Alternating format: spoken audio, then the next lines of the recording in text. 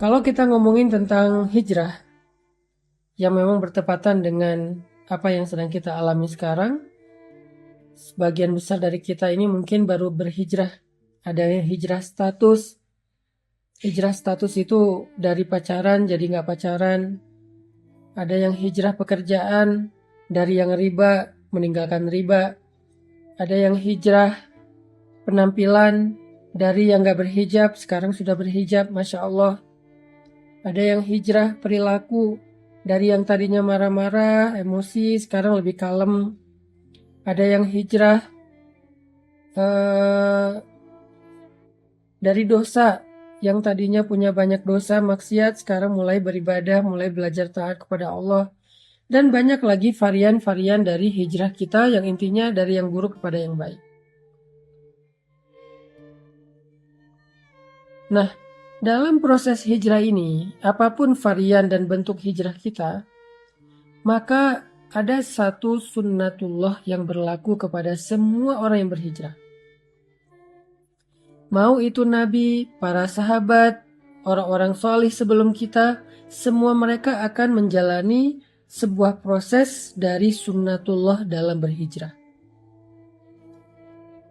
Mau dia hijrah dari pekerjaan riba, mau dia hijrah dari ninggalin pacaran, mau dia hijrah dari membuka aurat jadi pakai hijab, apapun bentuk hijrahnya, semuanya akan mengalami sebuah fase, mengalami sebuah proses yang sudah Allah jadikan sebagai sunnatullah dalam berhijrah. Tinggal nanti kita memperhatikan bentuk dari sunnatullah itu dalam proses hijrah kita apa. Semuanya ngalami. Para ulama mengatakan dalam hijrah itu ada dua fase yang akan dialami oleh semua orang yang melakukan proses hijrah. Ada dua fase yang ada di dalam sunnatullah yang saya sebutkan tadi. Jadi semua orang yang berhijrah pasti akan mengalami dua fase, dua tahapan, dua adegan besar dalam proses hijrahnya. Fase yang pertama kata ulama adalah fase ibtila. Fase ibtila. Dan fase yang kedua adalah fase tamkin.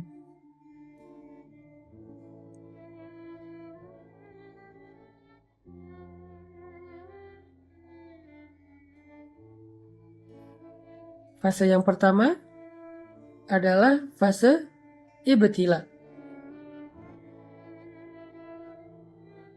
Sedangkan fase yang kedua adalah fase tamkin. Apa itu fase ibtila? Ibtila itu dari kata bala, yang kemudian menjadi bahasa Indonesia bala, artinya ujian.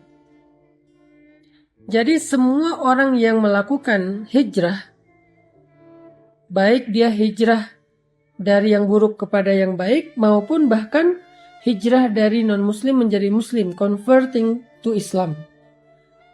Semua yang menjalankan proses pergantian ini, shifting ini, converting ini kepada yang lebih baik, berhijrah di jalan Allah, maka dia akan mengalami fase yang pertama semuanya, yaitu fase ibtila, fase ujian. Semuanya. Maka nanti teman-teman bisa ngecek di dalam Al-Quran, yaitu surat Al-Ankabut ayat pertama, kedua, dan ketiga. Surat Al-Ankabut, coba kita buka Al-Quran. Surat Al-Ankabut. Surat Al-Ankabut itu surat 29. Ayat pertama, kedua, dan ketiga.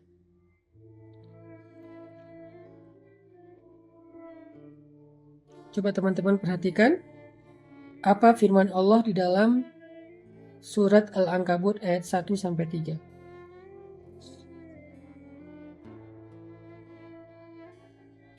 أعوذ بالله من الشيطان الرجيم.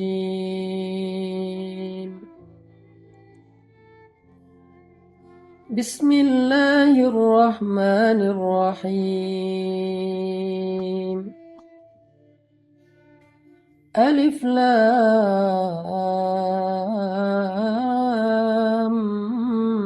ميم.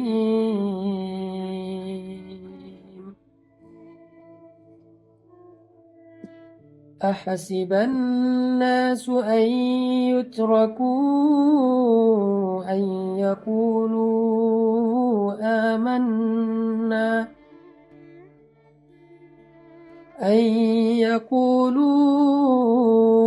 آمنا وهم لا يفتنون.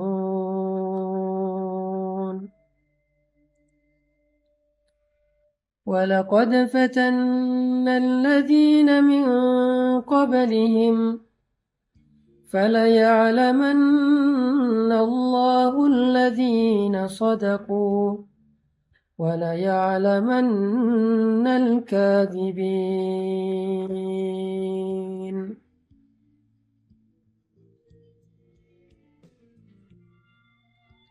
Alif Lam Mim.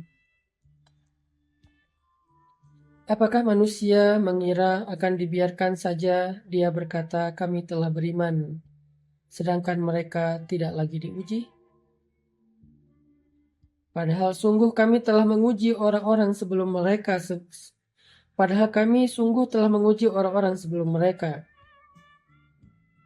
Maka Allah akan tahu siapa orang-orang yang jujur dan siapa orang-orang yang pendusta. Sadaqallahul Adzim. Ini adalah janji Allah kepada setiap orang yang berhijrah. Orang yang mengatakan saya pengen beriman. Orang yang mengatakan saya pengen bertaubat. Orang yang mengatakan saya pengen ninggalin riba. Orang yang mengatakan saya pengen ninggalin pacaran. Orang yang mengatakan saya pengen ninggalin masa lalu yang penuh dengan dosa. Lalu Allah mengatakan, hasiban nasu ayyutraku ayyaqulu amanna wa hum la yuftanun. Apakah mereka manusia mengira akan dibiarin aja mengatakan hal-hal itu? Mengatakan beriman, mengatakan pengen taubat, mengatakan pengen hijrah, mengatakan pengen memperbaiki diri, mengatakan pengen masuk Islam, mengatakan pengen meninggalkan riba, meninggalkan pacaran, berhijab, akan dibiarkan aja ngomong kayak gitu? Sedangkan mereka tidak diuji? Ini pertanyaan dari Allah dalam bentuk, ini pernyataan dari Allah dalam bentuk pertanyaan. Jadi Allah menyampaikan sebuah berita, bentuknya pertanyaan. Kayak sindiran gitu. Seolah-olah Allah pengen ngasih tahu, emang kalian pikir dengan udah berhijrah, udah selesai. Allah nggak akan nguji lagi. Harus ada fase ujian yang dilewati. Namanya fase ibtila. Dan ternyata itu bukan hanya kita alami sendiri. Tetapi orang sebelum kita pun mengalami hal yang sama. Padahal mereka lebih baik dan lebih soleh daripada kita.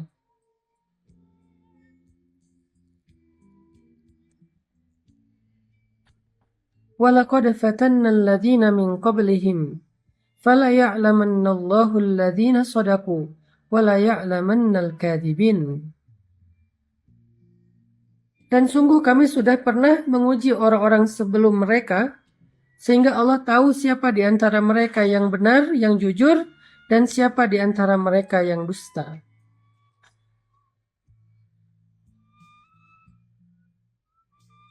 Bilal bin Rabah, ketika beliau masuk Islam, Allah mengujinya, ketahuan lagi sholat oleh tuannya, sehingga akhirnya beliau disiksa oleh Umayyah bin Khalaf dengan penyiksaan yang luar biasa.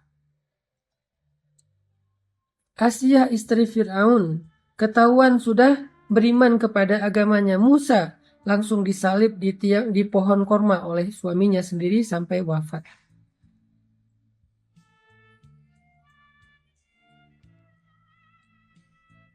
Begitu juga dengan sahabat-sahabat yang lain, orang-orang soleh yang lain, para anbiya. Ketika mereka berjalan di jalan Allah, apakah itu dakwah, apakah itu masuk Islam, apakah itu berhijrah, ketika mereka melangkah di jalan Allah, maka fase pertama yang akan mereka lalui adalah fase ibtila. Semuanya sama. Semuanya mengalami fase itu, fase ibtila.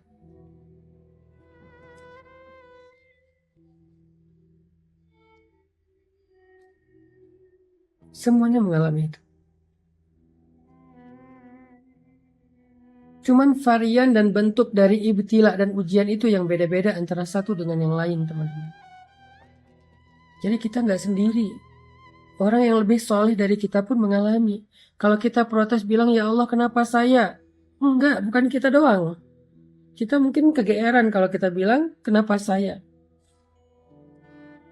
Atau mungkin kita salah kias, salah membandingkan. Melihat ada orang yang berhijrah tapi kayaknya dia mulus-mulus aja proses hijrahnya. Jangan-jangan kita nggak tahu. Jangan-jangan kita nggak terlalu dekat dengan dia. Jangan-jangan kita salah sangka tentang dia.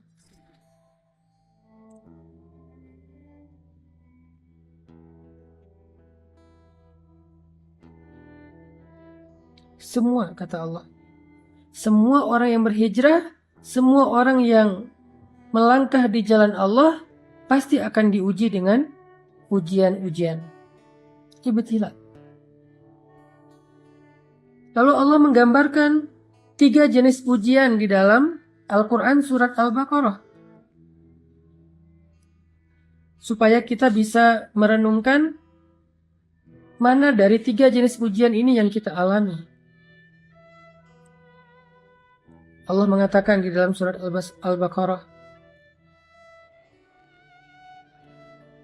Am hasibtum an tadkhulul jannah walamma ya'tikum mathalul ladzina khalau min qablikum. Apakah kalian mengira, sama dengan surat Al-Ankabut, apakah manusia mengira? Kalau sekarang apakah kalian mengira? Apakah kalian mengira bahwa kalian akan begitu saja masuk ke dalam surga, sedangkan belum datang kepada kalian ujian-ujian yang pernah dialami oleh orang sebelum kalian? Jadi kalau tadi, apakah manusia mengira akan dibiarkan saja mengatakan beriman padahal belum diuji? Kalau sekarang, apakah kalian mengira akan masuk surga begitu aja padahal kalian belum diuji? Walamma ya'tikum mathalul ladzina khalau min qablikum. Padahal belum datang kepada kalian ujian-ujian yang pernah datang kepada orang sebelum kalian. Sama maksud dari ayatnya.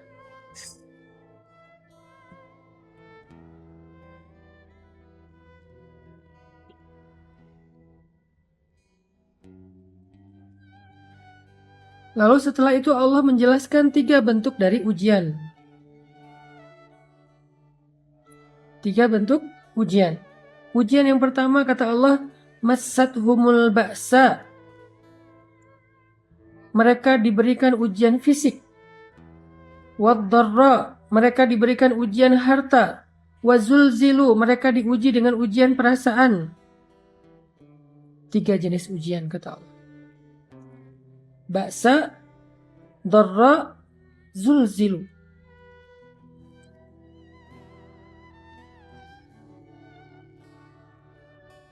Ada ujian fisik, ada ujian harta, ada ujian perasaan. Tergantung dengan orangnya, kondisinya, bentuk hijrahnya.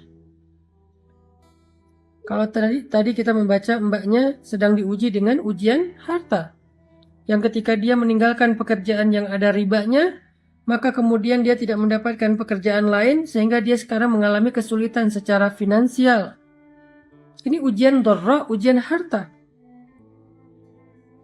Massathumul ba'sa wad-dharra wazulzilu. Mereka ditimpa dengan ujian fisik, ujian harta, dan ujian perasaan. Dan Allah menggambarkan istilah ujian perasaan itu dengan kata-kata zulzilu, diguncang. Rasanya itu kayak tergoncang. Ini adalah fase yang Allah janjikan kepada semua orang yang berhijrah. Gak ada yang enggak. Semua ngalami. Ada yang mengalaminya ujian fisik, lelah, sakit. Kalau sahabat dulu disiksa. Ada yang mengalami ujian harta, ditipu orang, kelaparan, bangkrut, gak punya kerjaan, gak punya penghasilan, habis hartanya. Ada yang diuji dengan ujian perasaan.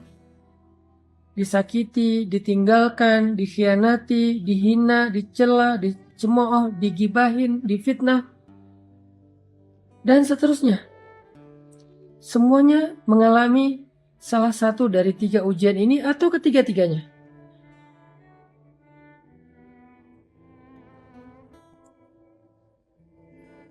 Saking beratnya ujian yang dialami oleh Nabi dan para sahabat,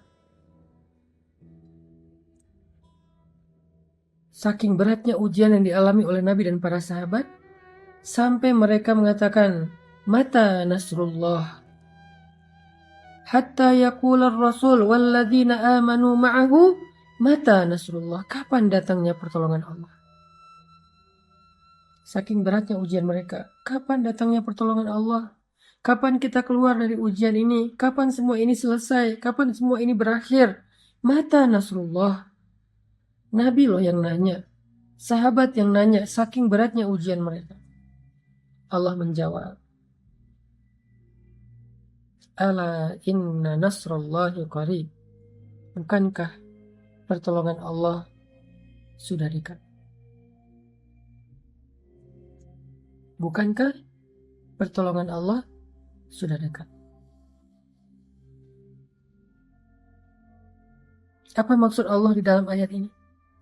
Maksudnya semakin berat ujian yang kita alamin, maka semakin dekat kita kepada pertolongan Allah, yaitu fase kedua dalam hijrah. Fase kedua dalam hijrah, yaitu fase tamkin namanya. Kalau fase pertama, fase ibtila. Fase kedua, fase tamkin. Fase ditolong oleh Allah SWT. Fase ketika Allah membukakan jalan keluar. Wa may yattaqillaha yaj'al lahu makhraja. Siapa yang sabar, yang taat, yang istiqomah, bertakwa kepada Allah, Allah kasih jalan keluar. Tapi sebelum Allah kasih jalan keluar, ada fase yang harus dia lalui, yaitu fase sabar, fase ujian. Itulah takwa. Karena takwa bukan sekedar ibadah, tetapi kesabaran dalam menghadapi ujian. Itulah fase yang akan kita lalui, atau yang sedang kita lalui buat sebagian yang baru berhijrah. Itu semuanya ngalamin. Jadi ketika kita mengalami fase ibtila, fase ujian kayak gini, la tahzan, jangan berkecil hati. La tay'as, jangan putus asa. La taqlaq, jangan ragu kepada pertolongan Allah. Kenapa? Itu bukan tanda-tanda bahwa kita salah memilih jalan. Kepada Mbak yang tadi bertanya, setelah meninggalkan pekerjaan riba, jadi nggak punya penghasilan, apalagi dengan pandemi seperti sekarang susah banget untuk mencari pekerjaan, maka ujian ini bukan tanda-tanda kalau Mbak salah memilih jalan atau pilihan hidup. Enggak. Buat yang memutuskan pacarnya udah nggak mau pacaran, tiba-tiba pacarnya jadian sama yang lain atau malah menikah dan bahagia, sementara kita belum dapat jodoh sampai sekarang, itu bukan pertanda kalau antum atau kalian salah memilih jalan. Enggak. Karena jalan yang kita tempuh sebelumnya itu jalan yang salah.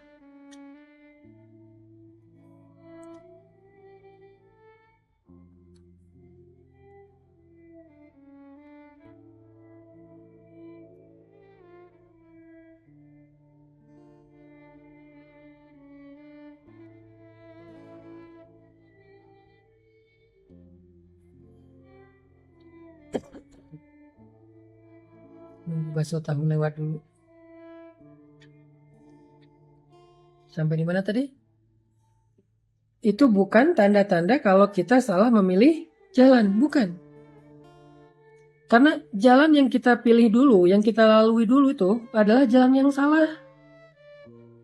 Jadi ketika kita meninggalkan jalan yang salah itu, walaupun kita belum menemukan jalan yang lebih baik, maka setidaknya kita sudah meninggalkan jalan yang salah, yang buruk, yang merugikan kita, dan itu sebuah kemajuan, itu sebuah kebaikan. Jangan sampai kita menyesal meninggalkan pekerjaan yang ada ribanya dengan mengatakan, duh, sekarang saya nggak punya penghasilan, saya nggak punya pemasukan, saya nggak punya pekerjaan. Sedih juga sih udah ninggalin kerjaan yang dulu. Kalau dulu masih ada penghasilan, walaupun haram. Enggak. Keadaan kita sekarang tanpa penghasilan, itu lebih baik daripada dulu ketika kita mendapatkan harta-harta yang haram. Sekarang tuh lebih baik. Walaupun mungkin sedikit merepotkan keluarga, ada ujian tadi dihina orang, diomongin orang, eh, dikritik orang, dicela orang, ujian perasaan kan? Tapi sekarang lebih baik daripada tadi. Kenapa? Mana ada ceritanya dosa itu lebih baik daripada ketika kita menempuh jalan Allah dengan segala resikonya. Enggak. Mbak yang udah kehilangan pekerjaan tetapi hartanya riba, sekarang nggak punya pekerjaan tetapi hartanya berkah, sekarang jauh lebih baik. Hanya mungkin sekarang sedang mengalami fase ibtila, fase diuji. Dan fase ujian itu akan naik terus tingkatannya. Akan naik terus tensinya. Makin lama makin berat, makin panas, makin luar biasa, makin beban akan naik terus seperti malam yang semakin lama semakin gelap. Semakin lama semakin dingin, semakin lama semakin sunyi, semakin lama semakin ngantuk. Kayak gitu memang fasenya, kayak orang panas naik terus kayak orang demam naik terus panasnya. Tapi ketika udah berada di puncak, udah berat banget gak ketahan lagi, sampai kita bertanya kapan selesainya semua ini, kapan berakhir dan segala macam, Allah menjawab teriakan kita. Allah menjawab pertanyaan kita. Kata Allah, ala inna nasrallahi qarib.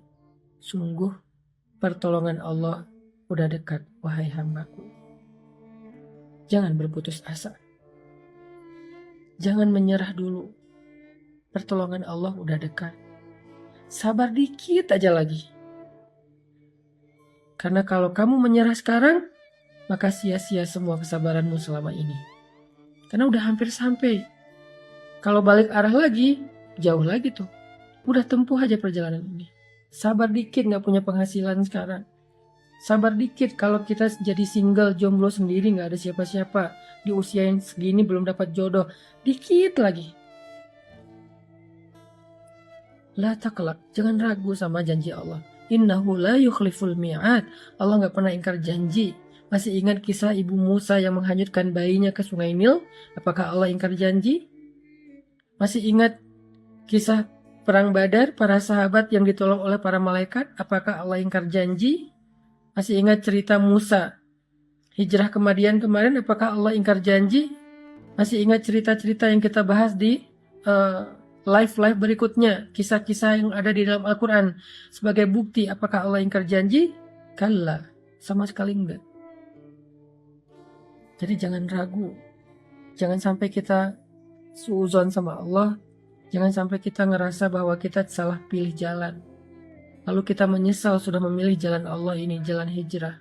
La taqlaq, jangan meragukan Allah. La tahzan, jangan berkecil hati. La tay'as, jangan berputus asa. Ala inna nasrallahi qarib. Pertolongan Allah sebentar lagi akan datang. Udah on the way. Pertolongan Allah udah on the way. Bentar lagi sampai. Jangan sampai kita cancel ordernya. Padahal kurirnya udah hampir sampai tuh di depan rumah kita. Dikit lagi. Kenapa Allah tunggu lama banget? Kenapa Allah kasih saya waktu sampai kayak gini? Fala ya'lamannallahu alladhina shadaqu wa la ya'lamannal kadhibin. Allah pengen lihat siapa dari kita yang layak mendapatkan betapa istimewanya pertolongan Allah. Siapa dari kita yang layak mendapatkan rahmat Allah? Siapa dari kita yang layak mendapatkan perhatian Allah? Yang layak mendapatkan cinta Allah? Dan itu nggak mudah. Cinta Allah itu terlalu istimewa. Cinta makhluk aja kita berjuang, masa cinta Allah dapatnya gratisan? Kalau gitu Allah hitung-hitungan dong sama kita. Bukan. Allah pengen mengajarkan kita tentang sabar. Allah pengen mendewasakan kita. Allah pengen melatih kebijaksanaan kita. Seandainya Allah berikan surga itu secara gratis tanpa beramal, maka nggak akan ada bedanya antara orang yang baik dengan orang yang jahat. Berarti Allah nggak adil dong, memperlakukan sama antara orang yang baik dengan orang yang jahat. Orang menyakiti orang lain tetap masuk surga, pembunuh tetap masuk surga, yang mengambil hak orang lain tetap masuk surga, yang zalim, yang kejam tetap masuk surga. Kan nggak adil. Kebaikan Allah itu adalah ketika Allah bersikap adil kepada hambanya. Tetapi Allah selalu membuka pintu maaf, taubat, dan ampunan bagi mereka yang mau memperbaiki diri. Sebanyak apapun dosanya, fala ubali, kata Allah, aku gak peduli. Kita harus memahami Allah itu secara utuh, gak boleh parsial. Jadi, jangan putus asa, jangan berhenti berharap, jangan berhenti bersabar, jangan U-turn dulu. Pertolongan Allah itu dikit lagi sampai udah on the way, OTW udah.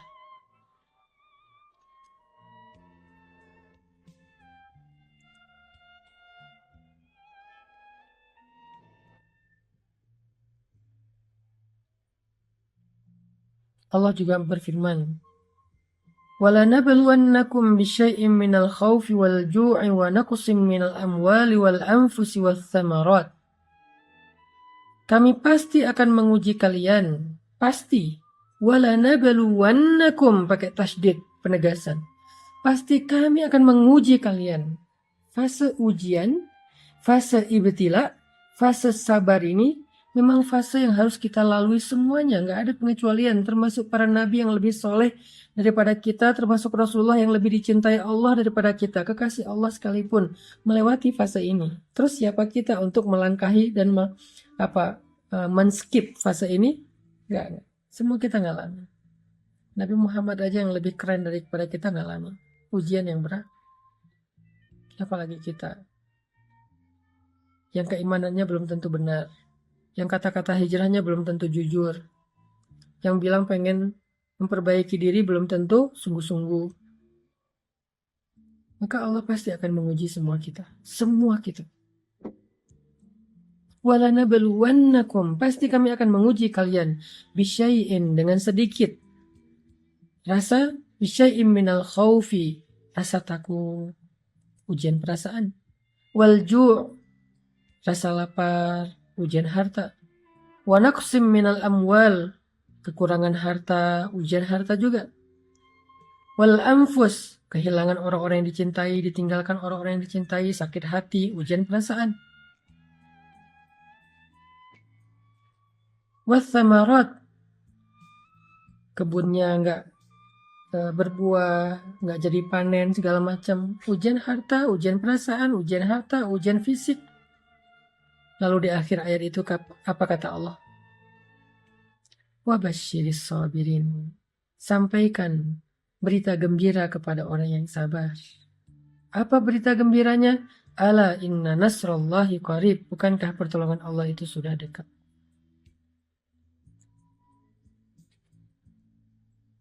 Tetap harus melewati fase sabar, fase ujian. Ini buat yang bertanya, banyak sih yang nanya tentang masalah ini. Ustadz, saya sudah hijrah, ada yang bilang Ustadz saya udah ninggalin, gak mau pacaran lagi. Tapi gimana ya sekarang? Saya takut dia jadian sama yang lain, saya takut kehilangan dia. Aslinya saya gak bisa ngelupain dia. Saya punya perasaan sama dia, cuman saya juga gak mau berbuat dosa dan segala macam. Wabasyiris sabirin, sampaikan berita gembira kepada orang yang sabar. Sampaikan berita gembira kepada orang yang sabar. Ustadz, saya udah hijrah, udah memakai hijab, tetapi sejak saya berhijab kok hidup saya banyak masalah. Kok ujian datang silih berganti gak selesai-selesai. Perasaan dulu sebelum saya berhijrah, sebelum saya memperbaiki diri, hidup saya asik-asik aja gak ada masalah. Kenapa sekarang bertubi-tubi? Apa Allah gak suka dengan pilihan saya untuk berhijrah? Jangan suuzon. La tusi'uzon. Apalagi kepada Allah. Itu artinya kita sedang mengalami fase yang pernah dialami oleh orang-orang sebelum kita. Itu artinya kita sedang berjalan di atas jalan yang pernah yang pernah dilalui oleh Rasulullah dan para sahabat. Itulah fase ibtila. Berapa lama Ustadz? Allahu a'lam. Masing-masing orang, masing-masing kasus berbeda. Ada yang sehari, ada yang seminggu, ada yang sebulan, ada yang setahun, ada yang lebih dari setahun, ada yang sampai 10 tahun. Allah lebih tahu. Tetapi Allah nggak hanya ngasih kita ujian biasanya. Cuman yang kita lihat, yang kita record, yang kita notice itu kan cuman ujiannya. Padahal nikmatnya Allah kasih itu banyak banget.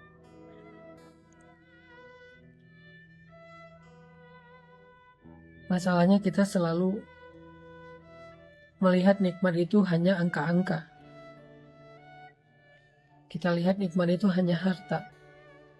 Padahal kadang-kadang ada yang lebih berharga daripada harta. Coba antum renungkan.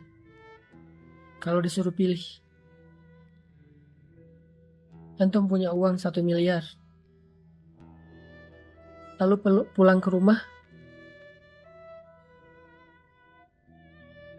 Nggak mendapatkan senyum dari istri. Nggak mendapatkan senyum dari anak. Karena mereka semuanya nggak Allah berikan keberkahan. Bukan anak yang solih. Sibuk sendiri. Anaknya jarang di rumah juga, sibuk dengan teman-temannya, dengan pacarnya, istri sibuk dengan sosialitas, sosial media, rumah tangga, cekcok dengan anak itu jarang ngobrol, bahkan anak suka membantah. Apakah menurut teman-teman uang yang bermiliar-miliar itu menjadi sesuatu yang nikmat? Atau dengan seseorang laki-laki yang pulang ke rumah dengan membawa harta yang pas-pasan. Rezeki pendapatan yang cukup, nggak berlebih. Tetapi baru dia juga sampai di rumah, anaknya langsung lari keluar manggil ayah, ayah dengan suara lantangnya, dengan senyumannya yang penuh dengan rasa bahagia. Istrinya menyambutnya dengan senyuman yang penuh kehangatan, kangen sama suaminya. Disediakan makanan, mereka semuanya nunggu ayahnya pulang untuk makan bareng. Mana yang mau antum pilih? Kalau harus memilih antara uang yang banyak tetapi kehilangan kebahagiaan keluarga, atau uang yang cukup dan keluarganya bahagia. Jadi nggak selalu nikmat itu berbentuk harta ataupun angka-angka. Bahkan ketika kita dipilih oleh Allah untuk mendapatkan hidayah, lalu kita berhijrah, bukankah itu nikmat yang sangat besar? Dipilih oleh Allah untuk belajar Al-Quran, karena Al-Quran ini adalah kalimat yang istimewa, hanya orang-orang istimewa yang akan melantunkannya. Bukankah itu nikmat yang sangat besar? Selain ujian yang sedang Allah berikan kepada kita, coba renungkan lebih dalam lagi. Agar kita tidak mengatakan, kayaknya hidup saya nggak ada baiknya setelah saya hijrah. Coba renungkan lagi. Memangnya benar nggak ada kebaikan sama sekali setelah kita hijrah? Kayaknya enggak deh.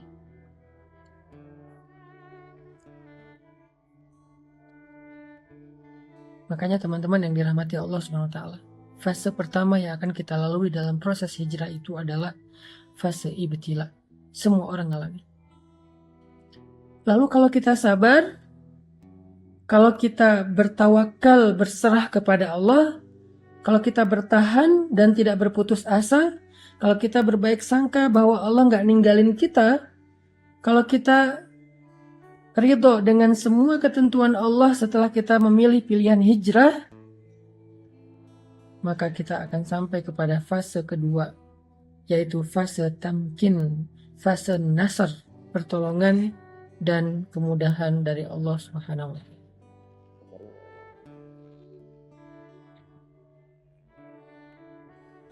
Allah akan berikan pertolongan yang tidak disangka-sangka. Itulah fase yang kedua, yaitu fase tamkin.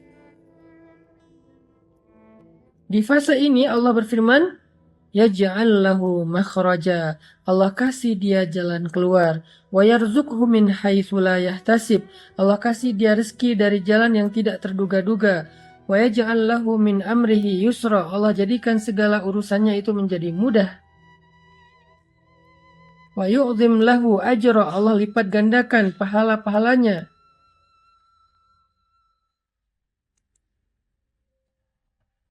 Fase tamkin, fase ketika Allah menolongnya. Fase ketika Allah SWT memberikan kejutan untuk dia.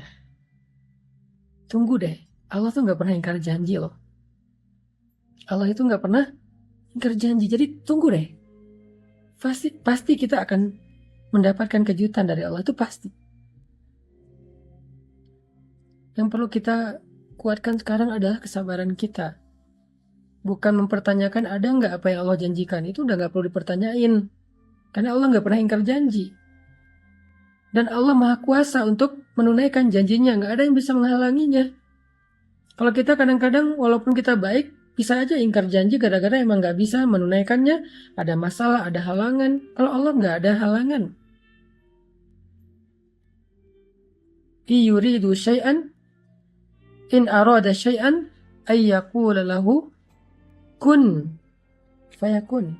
Kalau Allah pengen sesuatu, Allah cuma bilang jadilah, jadi tuh. Jadi kita nggak perlu mempertanyakan apakah janji itu ada, apakah kejutan itu ada. Itu bukan bagian kita. Justru itu yang melemahkan kita. Nggak usah ditanyain. Yang perlu kita siapin, yang perlu kita kuatkan itu adalah kesabaran kita sekarang dalam fase ibtila. Kesabaran kita untuk menunggu janji Allah. Ala inna nasrullahi qarib. Bukankah pertolongan Allah udah dekat? Kita kuatkan aja dulu kesabaran kita. Tunggu aja. Pasti Allah akan tunaikan janjinya. Pasti Allah akan kasih kita kejutan yang bikin kita senyum-senyum sendiri nanti. Ana inda dhanni abdi bi, kata Allah. Aku tergantung prasangka hambaku kepadaku. Jangan sampai kita terbersit pikiran dan prasangka yang gak baik tentang Allah, yang nanti akan merugikan diri kita sendiri. Karena Allah tergantung prasangka kita.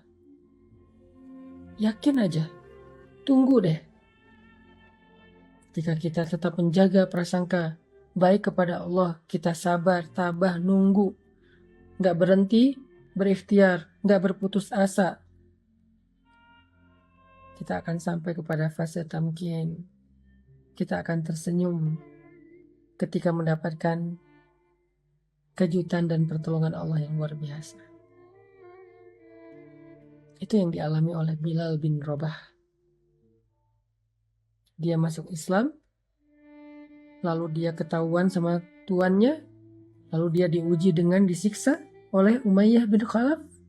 Siksaan yang hampir membuat dia meninggal dunia. Saking beratnya siksaan tersebut, ditindih batu yang besar, yang mungkin lebih berat daripada orang, ditindih di dadanya, hampir aja tulang rusuknya patah, dijemur di bawah terik matahari yang panasnya lebih dari 50 derajat,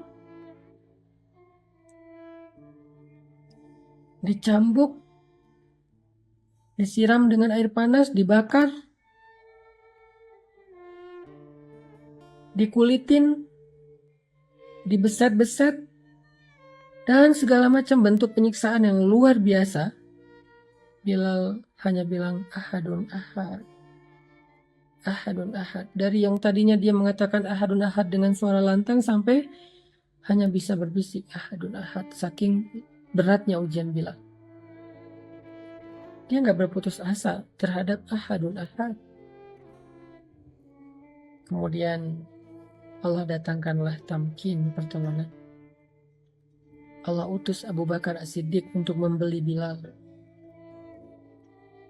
Lalu setelah dibeli oleh Abu Bakar, Bilal berpikir, dia akan menjadi budaknya Abu Bakar. Dan dia ridho menjadi budak Abu Bakar karena menjadi budak Abu Bakar adalah keberuntungan.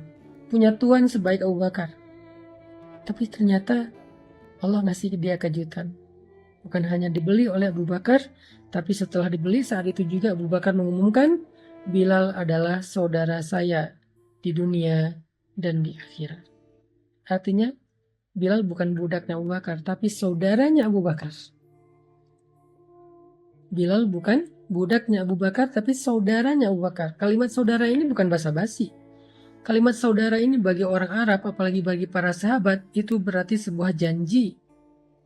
Mu'ahadah. Yang kalau ada apa-apa, maka Abu Bakar yang akan membela Bilal. Kalau ada apa-apa, Abu Bakar yang akan menanggung kebutuhan Bilal. Ada apa-apa, Bilal bisa datang ke rumah Abu Bakar kapan saja. Ketuk 24 jam, rumah Abu Bakar itu terbuka untuk Bilal. Keluarga Abu Bakar adalah keluarga Bilal. Anak-anak Abu Bakar adalah ponakannya Bilal. Kejutan dari Allah. Tiba-tiba Bilal, budak dari Habasyah, yang hina, yang gak ada nilainya, menjadi saudara dari seorang laki-laki yang terhormat, kaya raya, mulia akhlaknya di kota Mekah. Sehingga tiba-tiba budak-budak yang lain jadi cemburu kepada Bilal. Aduhai, seandainya aku seperti Bilal. Kejutan dari Allah.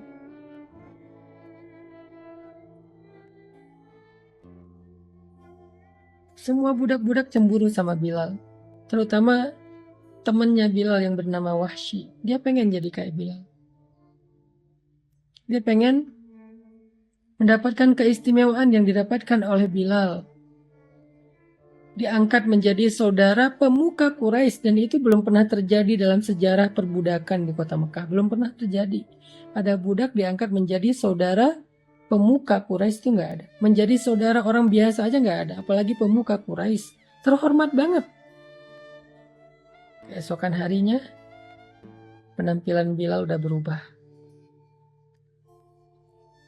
Dia udah gak pakai lagi baju budak yang compang-camping, yang kasar. Abu Bakar memberinya baju yang baru. Abu Bakar memberinya baju baru. Abu Bakar memberinya tempat tinggal yang layak di sebelah rumah Abu Bakar. Abu Bakar memberikannya pekerjaan, dan dia bekerja untuk diupah, bukan bekerja sebagai budak. Keesokan harinya, tiba-tiba Bilal jalan di jalan kota Mekah.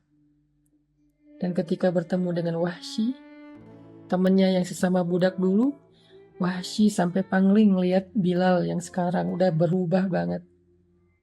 Walaupun tetap baik, tetap humble, tetapi penampilannya udah berubah banget. Orang-orang Mekah yang tadinya memandang Bilal dengan pandangan hina, sekarang kalau berpapasan dengan Bilal, mereka menghormati Bilal. Di pasar, Bilal membeli barang untuk dirinya sendiri, bukan untuk orang lain, bukan untuk tuannya. Bilal bisa membeli barang dengan uangnya sendiri. Dan orang berdagang berjual beli dengan Bilal. Dan puncak dari kejutan yang Allah berikan kepada Bilal adalah ketika Nabi mengatakan, "Wahai Bilal, bima sabaktani ilal jannah." Dengan apa engkau mendahului aku ke surga, wahai Bilal? Dijamin masuk surga. Dijamin masuk surga. Nabi udah mendengar langkah-langkah kaki Bilal di dalam surga, padahal orangnya masih di dunia. Masya Allah. Nabi udah mendengar langkah-langkah kaki Bilal di surga, padahal orangnya masih di dunia. Makanya Nabi dengan candaan tapi serius sambil tersenyum bertanya kepada Bilal, "Bima sabaktani ilal jannah ya Bilal?" Dengan apa engkau mendahului aku, wahai Bilal, ke surga? Seolah-olah Bilal masuk surga duluan daripada Rasulullah. Ini candaan dan penghargaan Nabi kepada Bilal. Allah muliakan Bilal di antara manusia penduduk bumi.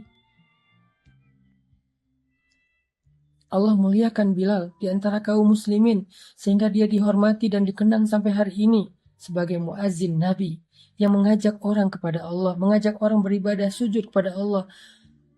Dia muazin kesayangan dan khusus di zaman Nabi. Allah muliakan Bilal bahkan di antara penduduk langit. Tamkin, kejutan. Allah gak pernah ingkar janji. Tapi sebelum sampai kepada kejutan-kejutan yang luar biasa ini, Bilal harus melewati ujian yang sangat berat. Fase ibtila yang luar biasa yang hampir membuatnya terbunuh. Ketika diuji, semua orang kasihan sama dia. Semua orang berpikir dan khawatir dia akan mati dengan ujian ini. Sampai Wahsy berkali-kali bilang kepada Bilal, Bilal udahlah nyerah aja. Bilal udahlah, lakukan aja apa yang diinginkan Tuanmu supaya engkau tidak disiksa lagi. Aku gak kuat ngelihat kamu setiap hari disiksa dari pagi sampai malam. Tapi Bilal bertahan dengan ahadun ahadnya. Dan setelah ujian itu Bilal mendapatkan pertolongan dan kejutan Allah, barulah orang mengatakan, aduhai seandainya saya menjadi seperti Bilal. Jadi teman-teman yang berhijrah, termasuk saya, kita semuanya kan dalam proses berhijrah kepada Allah Subhanahu wa taala. Semua kita punya masa lalu. Semua kita punya keburukan, aib yang kadang Allah sengaja menutupi aib itu dari manusia karena Allah pengen menjaga kita, memuliakan kita. Tapi pastinya semua kita punya aib. Nah, kita semua karena punya aib berhijrah sekarang. Dalam proses hijrah ini, kalau kita mendapatkan ujian, sekarang kita jadi tahu, oh emang ini sunnatullahnya. Emang kayak gini jalannya. Kalau saya berharap dengan berhijrah langsung dapat kebaikan, saya tuh terlalu kegeeran. Emang saya lebih keren daripada Rasulullah dan Bilal apa? Emang kayak gini, fasenya tuh emang kayak gini, skenarionya emang kayak gini. Tapi jangan berkecil hati. Ini tuh cuman fase awal, masih ada fase kedua, masih ada episode kedua. Dan episode kedua itulah yang kita tunggu-tunggu. Episode kedua itulah yang kita harapin. Dan itu pasti, selama kita sabar. Wabasyiris sabirin. Sampaikan berita gembira kepada orang yang sabar.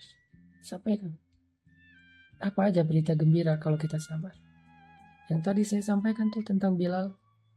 Itulah berita gembira.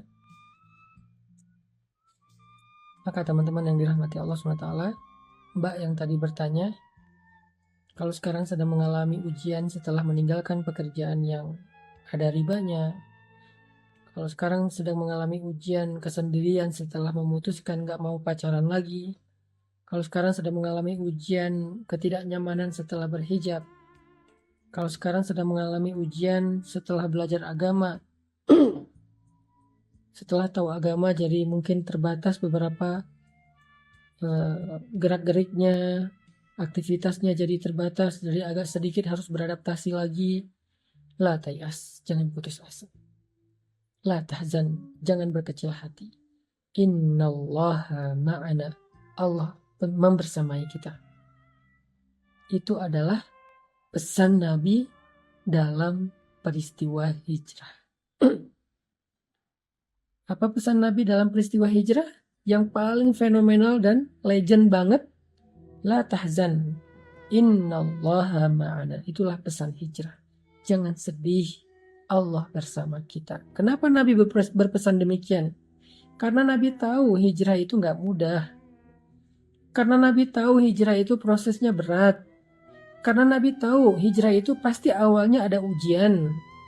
Maka Nabi mengatakan sebagai bekal bagi semua yang mau berhijrah, mengikuti langkah dan jalannya Nabi, la tahzan, innallaha ma'ana. Jangan berkecil hati, jangan bersedih, jangan berputus asa, jangan khawatir, jangan ragu. Allah bersama dengan kita. Itu aja yang jadi modal kita dalam proses hijrah. Pegang kata-kata Nabi itu. La tahzan innallaha ma'ana. Pegang kata-kata Allah, wabasyiris sabirin. Agar kita bisa melalui fase ibtila kita. Jangan pernah berandai-andai kita sampai ke tamkin sebelum kita melewati ibtila. Nggak ada itu ceritanya. Sampai Imam Asy-Syafi'i pernah ditanya oleh seorang muridnya, ayyuhuma afdal ya Syekh? Ayyubtala au yumakkan? Mana yang lebih utama wahai Syekh? Seseorang yang diuji atau diberikan pertolongan? Maka Imam Asy-Syafi'i mengatakan, la yumakkan hatta yubtala, fa inna tamkin ba'dal ibtila. Nggak akan ditolong oleh Allah sebelum dia diuji. Karena sesungguhnya pertolongan dan kemenangan itu adalah hasil dari kesabaran dalam ujian.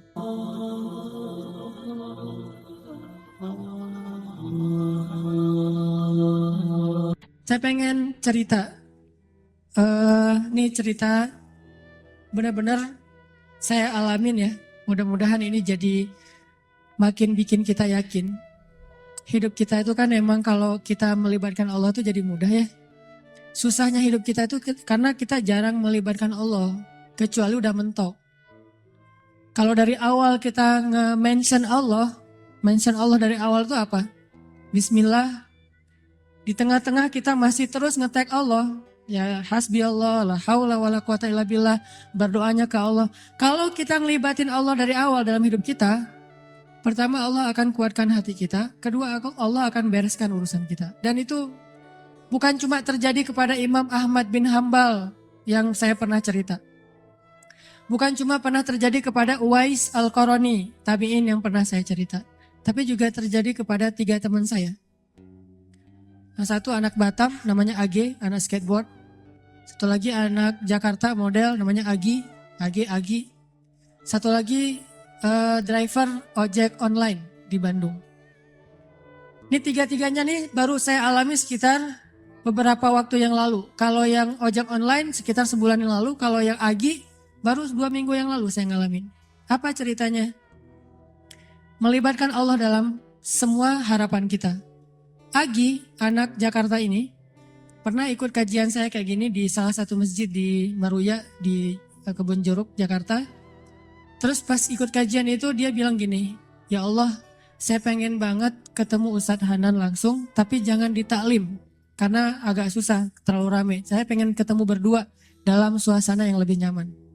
Kabulkanlah ya Allah gitu. Selang seminggu kemudian setelah selesai acara itu, alhamdulillah qadarullah ombaknya lagi bagus di laut. Kan saya suka mantengin ombak tuh. Ada website namanya Surf Forecast kan. Forecast buat surfing. Jadi tahu ombaknya lagi berapa, seberapa baiknya untuk berselancar. Ombaknya lagi bagus nih. Ombaknya 2,5 meter, 2,5 meter. Terus anginnya pas gitu. Pergilah saya ke laut. Daerah Jawa Barat namanya Batu Karas. Spot surfing. Saya pergi ke sana nih. Agi yang tadinya di Jakarta, ternyata memang dia orang Batu Karas, tinggalnya di Jakarta. Jarang banget pulang ke Batu Karas. Nah seminggu kemudian setelah taklim, dia sakit. Badannya nggak enak. Biasanya kalau cuma panas dingin, dia akan tinggal di kos-kosan. Tapi kali ini kangen pengen pulang kampung. Duh, kenapa ya saya pengen pulang kampung? Kenapa ya kayak Imam Ahmad bin Hambal gitu kan? Kenapa ya saya pengen pulang kampung? Akhirnya dia putuskan pulang ke Batu Karas. Dan sampai di Batu Karas, hari pertama dia sampai ke rumah, temannya ngajak ke pantai, kita mandi yuk, kita berenang yuk gitu kata temannya. Yuk, padahal lagi nggak enak badan tuh, diajak berenang dia mau. Berenang kalau orang sana berarti surfing, diajak surfing dia mau. Datang ke pantai, saya lagi duduk di pantai, lagi persiapan nih mau turun ke air, lagi duduk santai gitu pagi-pagi sambil ngopi dulu, sambil nggak jelas ya ngelamun tentang masa lalu. Jadi lagi duduk dulu nih di pantai nih, sambil ditaruh dengan papan biar nggak kena matahari. Dan ke pantai masih takut hitam, padahal udah hitam. Tiba-tiba Agi datang ngeliat dari jauh, nih kayak kenal nih, siapa ya? Kayak pernah lihat, tapi biasanya kan penampilannya beda. Nih udah namanya orang lagi di pantai. Datanglah. Pas udah dekat dibilang, Ustadz Hanan ya? Saya ngeliat, ya kenapa? Saya jemaah Ustadz Hanan di Maruya, Kebun Jeruk minggu yang lalu. Oh iya, Kebun Jeruk minggu lalu memang ada taklim.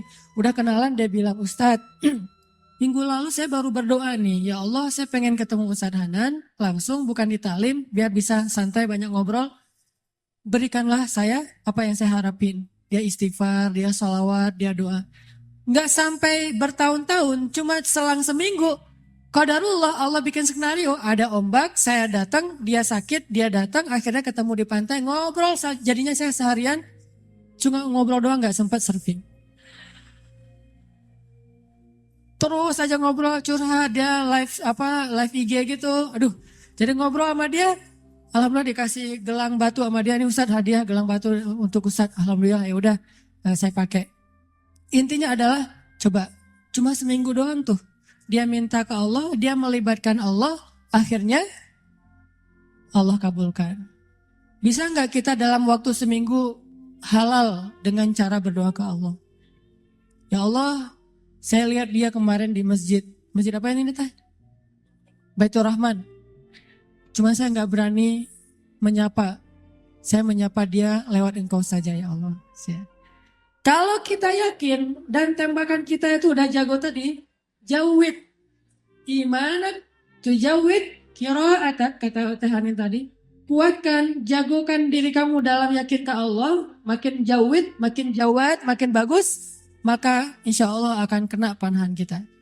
Ada orang mana tadi nggak kena sama sekali, ada orang yang di jarak yang sama langsung kena. Kenapa? Udah jawid, imannya udah mantep, udah yakin gitu. Dan yakin dalam bahasa mana tadi udah profesional. Nanti insya Allah tiba-tiba entah gimana caranya nggak usah cari tahu. Karena saya juga sama Teh Hanin yang cerita tadi, kita Teh Hanin maksudnya nggak mencari saya, ada saya mah mencari. Teh Hanin nggak mencari, saya sama sekali kita nggak kenal, dia nggak kenal saya. Pas ketemu di tempat kibdah emang ada sedikit trik yang saya lakuin gitu kan, biar bisa namanya ikhtiar gitu kan. Dan dengarkan ceritanya, nah gitu deh pokoknya. Yang jelas nggak usah berharap kepada Allah tergantung cara.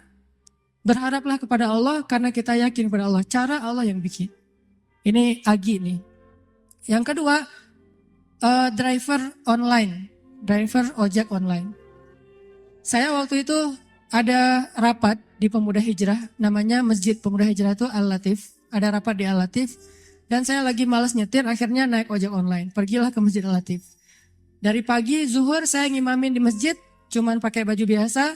Terus asar juga ngimamin. Pas sudah selesai asar, saya mau pulang, saya order lagi nih ojek online. Saya order, ada yang ngambil.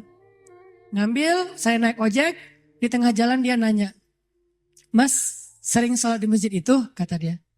Lumayan, saya bilang.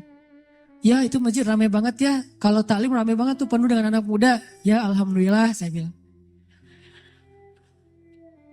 Terus dia bilang lagi, ada tuh di situ tuh imam muda, bacanya bagus banget, orang Aceh. Siapa ya namanya? Saya bilang Muzammil. Oh ya Muzammil. Oh ya, kenal sama dia? Ya lumayan, saya bilang. Dari tadi lumayan aja semuanya. Oh, Mas suka ikut talim juga di situ? Kadang-kadang, saya bilang. Dia nggak ngeh sama sekali. Lama-lama dia mulai curiga, dia nanya, apa tadi ada kegiatan apa? Enggak, cuma ada rapat aja sama teman-teman. Teman-teman DKM maksudnya iya. Mas tadi ngimamin sholat zuhur ya? Kata dia. Iya, kata saya. Mulai curiga kan dia. Asar juga? Iya. Oh, Mas namanya siapa? Hanan. Hah? Hanan yang mana nih? Kata dia. Mulai kaget dia kan. Mulai panik gitu. Saya bilang Hanan Ataki. Langsung oleng tuh motor tuh. Masya Allah, dia kaget sendiri. Dan itu olengnya tuh langsung berhenti pas lampu merah pula. Dia heboh sendiri di lampu merah, bayangin. Ya Allah, Masya Allah. Alhamdulillah, Ustadz tahu nggak? Ternyata ini Ustadz Nata Kintar dulu, saya lihat ke belakang. Benar nggak nih? Oh iya benar gitu. Dari tadi kayak Ustadz nggak ngomong-ngomong. Kata dia, Ustadz tahu nggak? Sebulan ini saya selalu beristighfar, berdoa, sholawat. Ya Allah, saya pengen banget ketemu sama itu tuh satu lagi gurunya Muzammil. Yang ceramahnya suka di YouTube katanya. Ustadz Hanan Ataki, saya pengen ketemu beliau. Tapi susah kalau di taklim. Pengen berduaan, jangan pas rame-rame. Ternyata berduaannya di atas ojek. Coba. Dan itu demi Allah kisah nyata teman-teman terjadi. Jadi Imam Ahmad yang pernah kita dengar ceritanya bukan cuma terjadi di Basrah. Terjadi juga di Indonesia. Terjadi di Jakarta, di Bandung, Surabaya, di Kediri, di mana-mana kalau kita melibatkan sebegitu mudahnya. Padahal dua orang ini saya kira bukan ulama, bukan orang yang Mungkin hijrahnya udah lama, baru juga hijrah. Tapi kenapa diperlakukan oleh Allah semudah itu? Bagi Allah, orang yang sudah taubat dari dosa, seperti orang yang tidak berdosa. Orang yang sudah taubat dari dosa, seperti orang yang tidak berdosa. Jadi sama Allah memperlakukan dia, seperti Allah memperlakukan kekasih-kekasihnya yang soleh lainnya. Jadi jangan pesimis, jangan putus asa. Kalau kita melibatkan Allah, kita akan dikuatkan. Tenang aja, udah tetap la tahzan, innallaha ma'ana. Yang terakhir tadi kisah AG. AG ini anak skateboard dari Batam. Dia itu kerja di sebuah perusahaan swasta di Batam, IO gitu. Dia pertama dapat hidayah itu dengerin istrinya dengar booster di YouTube. Mah dengerin apa tuh booster? Ini ada ustadz katanya juga senang main skate walaupun gak bisa sih, cuma senang nemenin doang. Oh mana karena dia senang memang anak skate jadi ngelihat gitu. Oh ini ustadznya, coba dengerin lagi. Oh kirain tadi cewek. Biasalah kayak gitu mah ya, gak tau jenggotan gini. Udah gitu, oh gimana coba dengerin, nangis. Selama ini dia udah belasan tahun gak sholat. Jangankan sholat sendiri, jangan sholat ke masjid, sholat sendiri aja gak pernah. Bahkan sholat Idul Fitri aja gak pernah. Kan kalau kita minimal sholat Idul Fitri ya, setahun 2 kali lah ya. Walaupun masbuk itu juga. Kenapa masbuk? Kebiasaan kalau Jumatan datangnya kalau khutbahnya udah selesai. Dan Idul Fitri, Idul Adha mah khutbahnya selesai sholat. Wah masih khutbah, ntar aja deh kalau udah selesai. Begitu datang orang udah pada pulang. Loh kok gak sholat sih? Sholat Idul Fitri itu sebelum khutbah. Ini salah dia. Dia gak pernah sholat sama sekali. Tapi tiba-tiba nangis jadi kayak sadar dapat hidayah gitu. Tapi saya pikir emang bukan cuma dia yang dapat hidayah dengerin booster. Saya juga dengerin booster diri sendiri kayak dapat hidayah gitu. Oh benar juga ya kata Ustadz ini. Kok saya dapat hidayah? Kata saya sendiri tuh. Kan ada ceramah saya misalnya sebutlah Allah itu maha baik, Allah segala macam. Saya pas dengar, ya Ustadz itu benar juga dia ngomonginnya tuh. Akhirnya saya dapat hidayah dari diri sendiri. Dia dapat hidayah. Setelah dia dapat hidayah, diam-diam dia sholat. Dia wudhu, gak mau ketahuan sama keluarganya. Dia tutup pintu, dia sholat di dalam kamar. Jarang-jarang kamarnya dikunci. Pas istrinya mau ngeliat ke dalam rumah, dalam kamar, diketok-ketok kok gak dibukain. Pas udah selesai dia sholat langsung buka-buka pura-pura tadi ketiduran gitu. Dia gak mau ketahuan lagi sholat. Setelah sholat dia berdoa, ya Allah Ustadz itu udah bikin saya sadar. Saya pengen banget ketemu beliau. Beri saya jalan ya Allah.